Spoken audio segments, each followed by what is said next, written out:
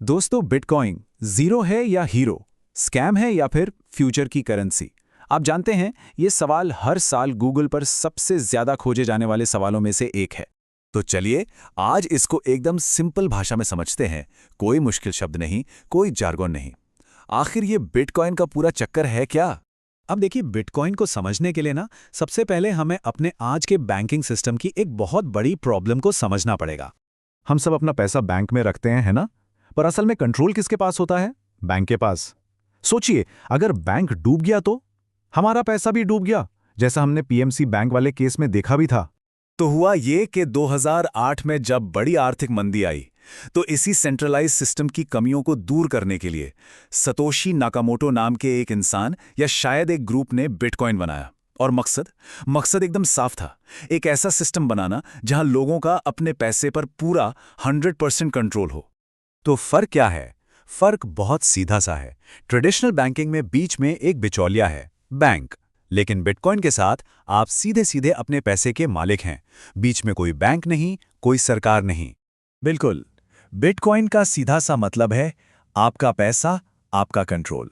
बस यही इसका सबसे बड़ा और सबसे जरूरी सिद्धांत है। ठीक है, ये तो समझ आ गया। पर अब सवाल ये उठता है कि अगर कोई बैंक ही नहीं है, तो फिर इन सारे पैसों का मतलब लेन देन का हिसाब कौन रखेगा? यहीं पर आती है ब्लॉकचेन टेक्नोलॉजी। इसको ना एक डिजिटल डायरी की तरह समझिए। एक ऐसी जादुई डायरी जो दुनिया के हजारों कंप्यूटरों पर एक ही टाइम पर अपडेट होती है, और इसी वजह से इसे हैक करना लगभग नामुमकिन है।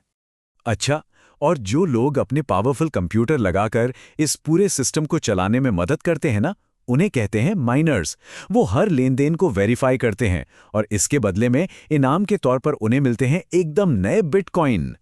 चलिए अब आते हैं सबसे बड़े सवाल पर। बिटकॉइन की इतनी वैल्यू है क्यों? मतलब इसका दाम आता कहां से है?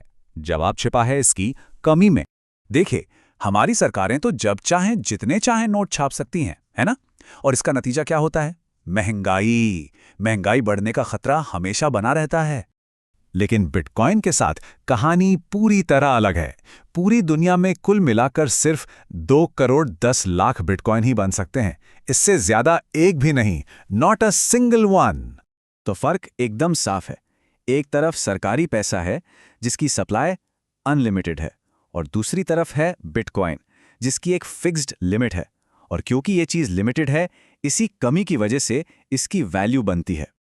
लेकिन रुकिए, कहानी यहीं खत्म नहीं होती। सिक्के का दूसरा पहलू भी तो है।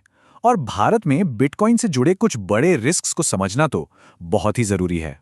सबसे पहली चीज, ये बहुत ज्यादा वॉलेटाइल है। मतलब इसकी कीमत पल भर में आसमान छू सकती है और अगले ही पल जमीन पर आ सकती है। दूसरी बात, इसका कोई फिजिकल फॉर्म नहीं है, ये पूरी तरह से डिजिटल है। और हां, भारत में इसे खरीदना और बेचना लीगल तो है, लेकिन ये रेगुलेटेड नहीं है। मतलब अगर कुछ गड़बड़ हो गई तो आप किसी सरकारी दफ्तर में जाके शिकायत नहीं कर सकते। तो सीधी सी बात यह है कि अगर आप इसमें पैसा लगाते हैं तो रिस्क पूरी तरह से आपका है, कोई सेफ्टी नेट नहीं है। तो आखिर में सवाल फिर वहीं आ जाता है, क्या इसमें पैसा लगाना चाहिए? चलिए अब तक जो भी हमने समझा है उसका निचोड़ निकालते हैं। देखिए, इसमें कोई शक नहीं है कि बिटकॉइन टेक्नोलॉजी के लिहाज से एक चमत्कार है। ये हमें पैसे को देखने का एक बिल्कुल नया तरीका देता है।